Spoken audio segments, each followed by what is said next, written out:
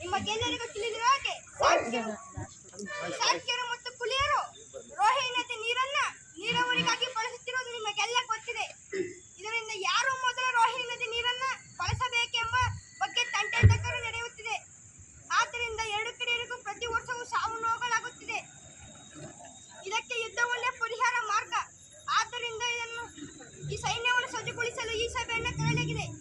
ಎಲ್ಲರೂ ತಮ್ಮ ತಮ್ಮ ಅಭಿಪ್ರಾಯವನ್ನು ವ್ಯಕ್ತಪಡಿಸಿ ಯುದ್ಧಕ್ಕೆ ಸಿದ್ಧರಾಗಿ.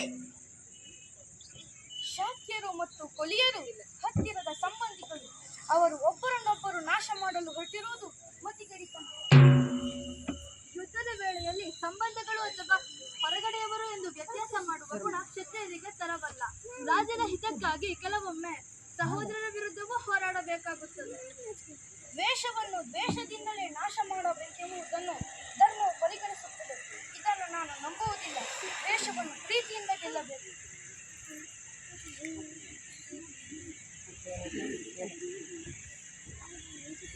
ಸಂಘದ ನೀತಿ ನಿಯಮಗಳನ್ನು ಮೀರಿದವರಿಗೆ ಆ ಕುಟುಂಬಗಳಿಗೆ ಸಾಮಾಜಿಕ ಬಹಿಷ್ಕಾರ ಹಾಕಲಾಗುತ್ತದೆ. ಅವರ ಆಸ್ತಿ ಪಾಸ್ತಿಗಳನ್ನು ಮುಟ್ಟುಗೋಲು ಹಾಕಿಕೊಂಡು ಗಡೀಪಾರು ಮಾಡಲಾಗುತ್ತದೆ, ಗಲ್ಲಿಗೂ ಏರಿಸಲಾಗುತ್ತದೆ. ದಯಮಾಡಿ ನನ್ನ ಕುಟುಂಬದವರನ್ನು ಶಿಕ್ಷೆಗೆ ಗುರಿಪಡಿಸಬೇಡಿ. ಅವರು ಏನೂ ಅರಿಯದವರು. ನಾನೇ ಅಪರಾಧಿ. ನನ್ನ ತಪ್ಪಿಗೆ ನನಗೆ ಮಾತ್ರ ಶಿಕ್ಷೆ ನೀಡಿ. ನನ್ನನ್ನು ಗಲ್ಲಿಗಾದರೂ ಏರಿಸಿ ಗಡೀಪಾರಾದರೂ ಮಾಡಿ. ಇಲ್ಲದಿದ್ದರೆ ನಾನೇ ದೇಶಾಂತರ ಹೋಗುತ್ತೇನೆ. ಯುದ್ಧವನ್ನು ವಿರೋಧ ಮಾಡಿದಕ್ಕಾಗಿ ಸಂಘದಿಂದ ಸಿದ್ಧಾರ್ಥನನ್ನು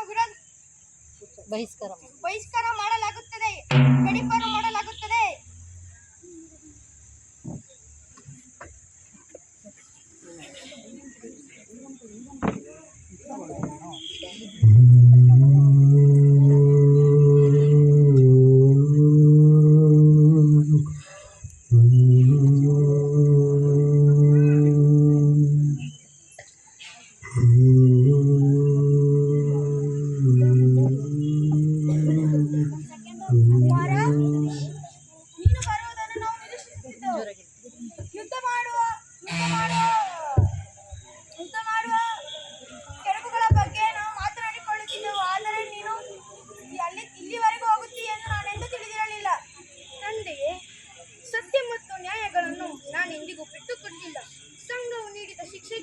ಕರಂಕ ಬರದಂತೆ ಎಚ್ಚರ ವಹಿಸಿದ್ದೇನೆ. ಕುಮಾರ, ನೀನೇ ಇಲ್ಲದ ಮೇಲೆ ಈ ರಾಜ್ಯ ಬೇಕೆ, ಈ ಅರಮನೆ ಏಕೆ, ಈ ವೈಭೋಗ ಬೇಕೆ? ನಮ್ಮನ್ನು ನಿನ್ನ ಜೊತೆ ಕರೆದುಕೊಂಡು ಹೋಗು. ಕುಮಾರ, ಹೌದು, ನೀನೇಕೆ ಒಬ್ಬನೇ ಹೋಗುತ್ತೀಯ? ನಮ್ಮರಿಂದ ಜನರಿಂದ ದೂರವಾಗಿ ದುಷ್ಟ ಪ್ರಾಣಿಗಳ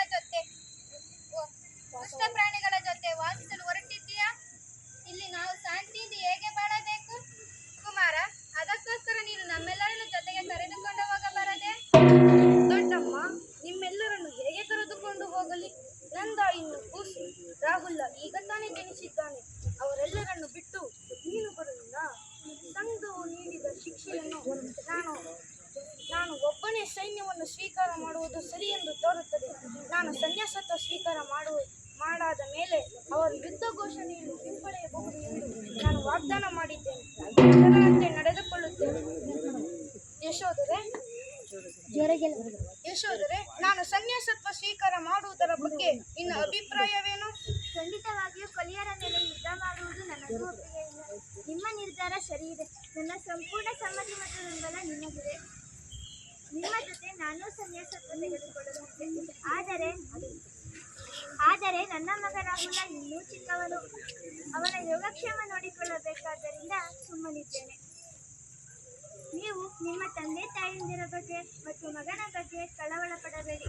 ನಾನು ಸಾಯೋ ತನಕ ಅವರೆಲ್ಲರನ್ನೂ ಕ್ಷೇಮವಾಗಿ ನೋಡಿಕೊಳ್ಳುತ್ತೇನೆ. ನೀವು ಸನ್ಯಾಸಿಯಾಗಿ ಬಂಧು ಮಿತ್ರರನ್ನು ಕರೆದು ಹೋಗುತ್ತಿದ್ದೀರಿ. ಮಾನವ ಕುಲಕ್ಕೆ ಶುಭವಾಗಲಿ.